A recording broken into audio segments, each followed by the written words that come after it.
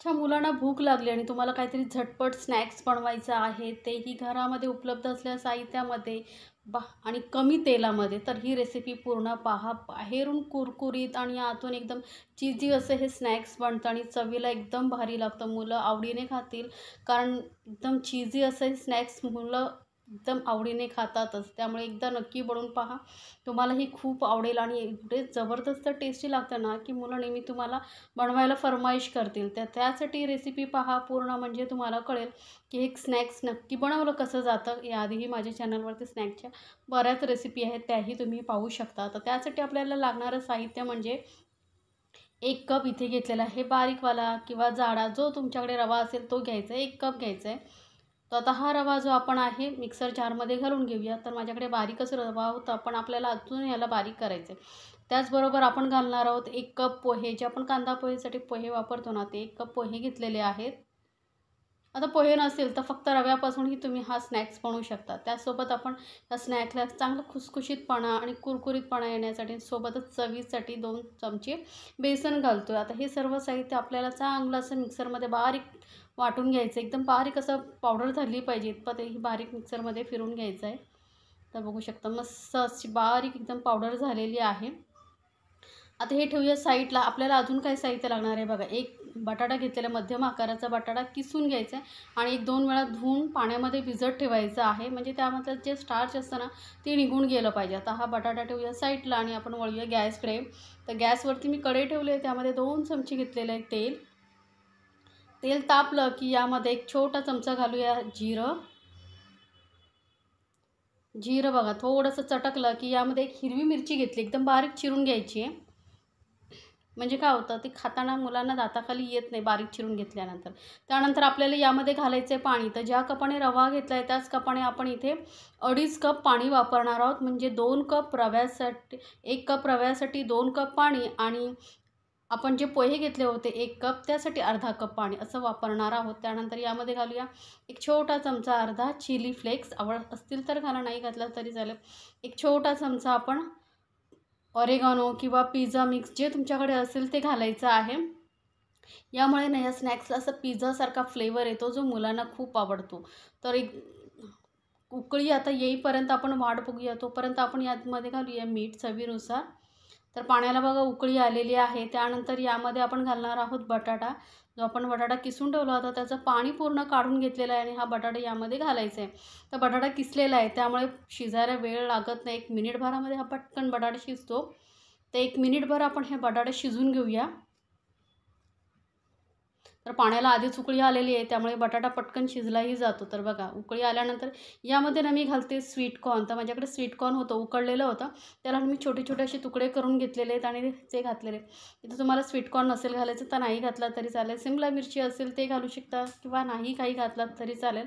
वरून मी थोडीशी कोथिंबीर घातलेली आहे. आता हे सर्व साहित्य मिक्स करून परत याला एक उकळी काढून घेऊया, म्हणजे बटाटा शिजला जाईल. तर बघा आता बटाटाही आपला मस्त शिजला गेलेला आहे. 1 मिनिटभरामध्ये बटाटा शिजला. आता यामध्ये आपण जे रवा, पोहे यांची पावडर बनवून ठेवली होती ती सर्व घालून घ्यायची आणि पटापट याला मिक्स करायचं. आता गॅस एकदम मंदवरती ठेवायचं आहे बरं का, कारण जो रवा आहे लगेच पाणी शोषून घेतो. त्यामुळे गॅस मंदवरती ठेवायचा आणि हे चांगलं असं मिश्रण एकजीव करून घ्यायचं आहे, फेटून घ्यायचं आहे, म्हणजे व्यवस्थित मिक्स होईल. पाणी जे आहे व्यवस्थित शोषून घेईल. त्यामुळे तर बघा मस्त असं मिक्स करून घेतलेलं आहे. व्यवस्थित मिक्स करायचं बरं का, आणि गॅस मंदवरतीच ठेवलेली आहे. बघू शकता पटकन पाणी शोषून घेतलेलं आहे. तर हे पाण्याचं प्रमाण जे मी सांगितलेलं आहे तेवढं लक्षात ठेवा. जेवढा रवा घ्याल त्याचा डबल पाणी, आणि जेवढे पोहे घ्याल त्याचं अर्धं पाणी घ्यायचं आहे आपल्याला. म्हणजे आपण टोटल 2.5 कप इथे पाणी घेतलेलं आहे. आता हे मिश्रण बघा मस्त घट्ट झालेलं आहे, गोळा झालेला आहे. आता काय करायचं आहे, आपल्याला गॅस करायचं आहे बंद आणि याला ना आपल्याला एका प्लेटमध्ये काढून घ्यायचं आहे. तर मी काय करते, गॅस बंद करून एक प्लेटला आहे ना तेल किंवा तूप लावून घ्या.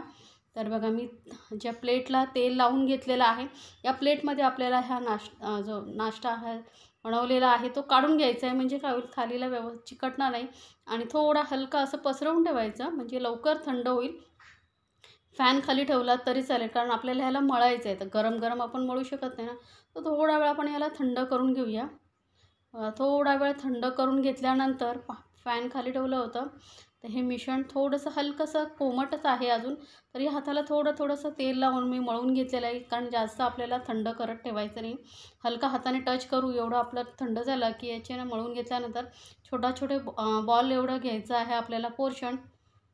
तर याचं मिश्रण मी बघा छोटा बॉल एवढं घेतलेलं आहे. छोटंसं लिंबू ज्याच्यापेक्षा थोडंसं मोठं घ्यायचं. हाताने याला गोल फिरून घ्यायचं, चपटं करायचं आणि मध्यभागी यामध्ये ना आपल्याला असं पारीसारखं करून घ्यायचं आहे. म्हणजे काय होईल, आपल्याला यामध्ये ना चीज भरायला सोपं पडेल. आता चीज इथे मी घालते आहे. माझ्याकडे चीज क्यूब होता, त्याचे मी छोटे पीसेस करून घेतलेले आहेत. तुमच्याकडे मोझरेला चीज, जे चीज असेल ना ते यामध्ये घालू शकता किंवा बिना चीजचेही बनवलात तरी चालतील. खूप टेस्टी लागतो हा नाश्ता. तर बघा या पद्धतीने आपण हे बॉल असे बनवून घेऊया. तर हे बॉल बघा फटाफट बनतात, जास्त वेळ लागत नाही, कारण जे मिश्रण आपण चांगलं मळून घेतलेलं आहे. तर जास्त मोठेही ही गोळे आपल्याला करायचे नाही, छोटे छोटे करायचे. लिंबूच्या आकार एवढे करून घ्यायचे आहेत. फटाफट होतात, जास्त वेळ लागत नाही. त्यामुळे तुम्ही हे स्नॅक्स बनवून पटकन बनवू शकता. मुलांना कधी कधी काय होतं, पटकन भूक लागले मम्मी काहीतरी खायला दे, तर मग आपल्या घरामध्ये साहित्य उपलब्ध असेल त्यामध्ये तुम्ही हे बनवू शकता. असं नाही की चीज नाही आहे तर नाही बनवू शकत, बिना चीजचंही बनवू शकता.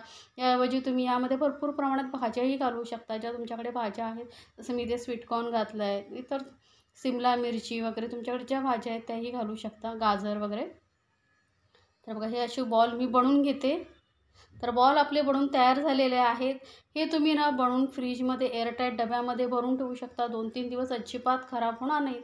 जेव्हा तुम्हाला पटकन स्नॅक्स मुलांना द्यायचं आहे तेव्हा फ्राय करून देऊ शकता. तर इथे आज मी फ्राय नाही करणार आहे. मी इथे अप्पे पॅनमध्ये याला फ्राय करून घेणे, थोडंसं शॅलो फ्राय करणार आहे. तर थोडंसं पाव चमचा तेल घातलेलं आहे, जास्त तेलामध्ये नाही. पाव चमचा तेलामध्ये हे स्नॅक्स चांगलं भाजून येतं. तर बघा, आणि गॅस मिडियमवरती ठेवून मस्त असे खरपूस आपण सर्व बाजूने याला भाजून घेणार आहोत. तर कमी तेलामध्ये जर स्नॅक्स बनवायचं असेल ना, तर बिना फ्राय करता हे स्नॅक्स एकदा नक्की बनवून पहा. तर हे फ्राय केलं तरी तुम्हाला आवडत असेल तर फ्राय करू शकता. आपण याही पद्धतीने एकदम मस्त कुरकुरीत असे स्नॅक्स तयार होतं.